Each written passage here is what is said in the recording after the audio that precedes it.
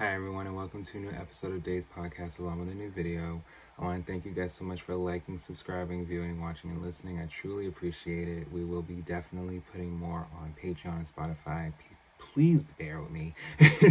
I have a lot more that I am trying to make sure that you guys have that is free and that you guys can be able to look at over and over, and yeah, things that we can learn and things we can be able to look back at too.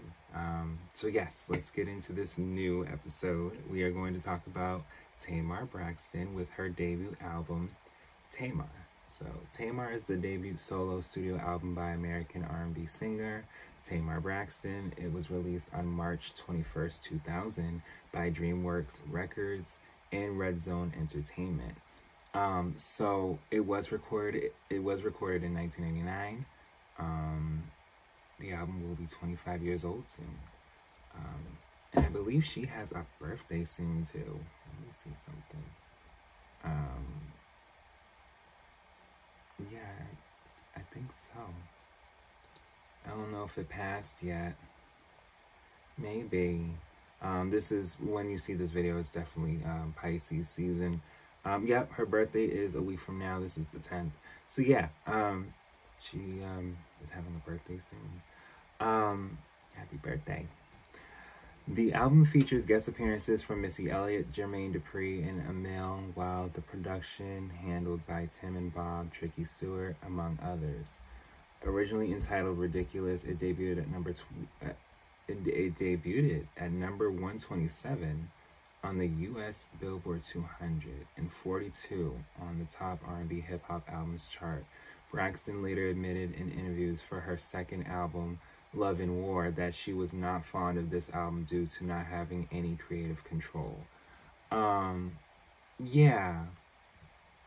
And that happens when you're signed with a label. They don't talk about it. It's in the contract though, okay? These contracts. But 127 on the Billboard 200, debuting, that's pretty low, and as I've said in previous videos, if you're in the top 40, that means that, people can see you. I can't say that people can see Tamar, but it was more or less of a sense of how much she was able to, with the album being in number 42 in the top R&B hip hop albums chart, it's not, there just could have been more for her for this particular album. And again, she said she didn't have creative control. Before the official release, Braxton was the lead singer of the Braxtons after her sisters Tracy and Tony had to leave the group, which left them as a trio of Tamar, Trina, and Tawanda. After the release of their debut album, So Many Ways, which was that was released in 1996. We can actually talk about that album too. Yes, we can actually talk about that. Braxton was offered a solo recording contract with DreamWorks, which she happened to leave the group and began her solo career from. In 2004, Tamar's sister, Tawanda Braxton, appeared on the reality TV show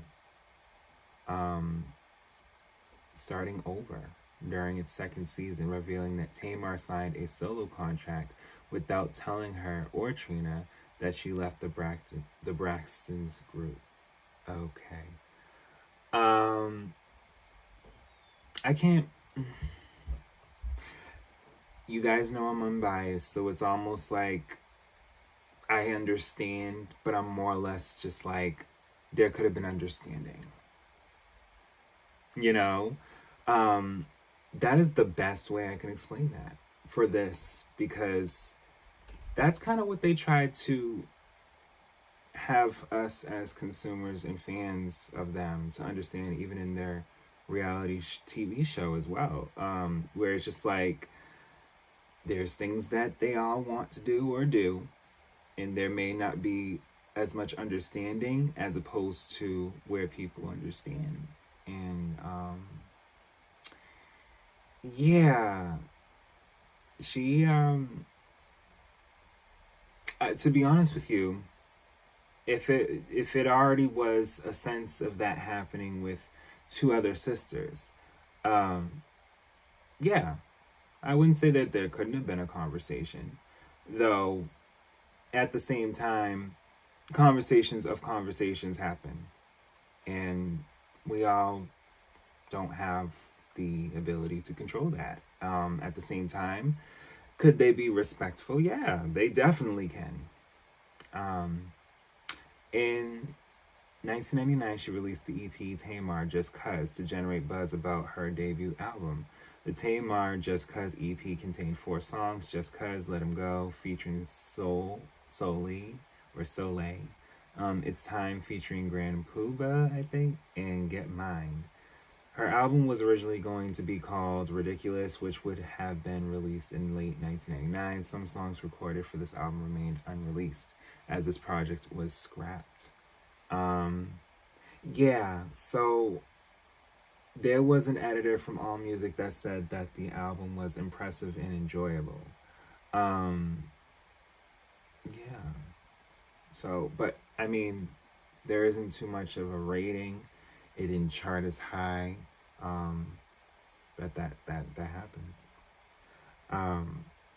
And for a debut, and she did come back with a second album, and that, like I said, is either you do well by your first and they're worried for you for your second, or you don't do as good for your second and they hope you do well for your. I mean, let me explain it again. It's either you're doing well for your first and they hope you do well for your second, as opposed to where you don't do as well for your first, but they hope you do well by your second. There we go. Didn't want to not confuse. I didn't want to confuse anyone. So, yes, but the track listing. Track 1 is Get None, featuring Jermaine Dupri and Emile. Track 2, Your Room. Track 3, No Disrespect, featuring Missy Elliott. Okay, Missy was on here. Track 4, Money Can't Buy You Love. Track 5, Tonight. Track 6, If You Don't Want to Love Me. Track 7, Once Again. Track 8, You Don't Know. Track 9, Can't Nobody. Track 10, I'm Over You. Track 11, Words. Track 12, The Way It Should Be. Track 13, Miss Your Kiss. Track 14, Get Mine. And then there's a Japanese bonus track, which is Count the Ways, which is track 15. Yeah. So from what I can see here, it did peak positions, but it did not chart pretty much by the end of the year. So there were other albums that had came out in 2000, I believe. Toni herself was coming out that year. So, a lot was going on in the midst of just going into 2000, as opposed to the past 25 years, okay? Shoot. I should say even more, but just for those that have been able to just kind of watch things from just the standpoint of 2000 to now, it's like, this has been a journey, okay? But I thank you guys so much for listening and watching, and I'll be back with more.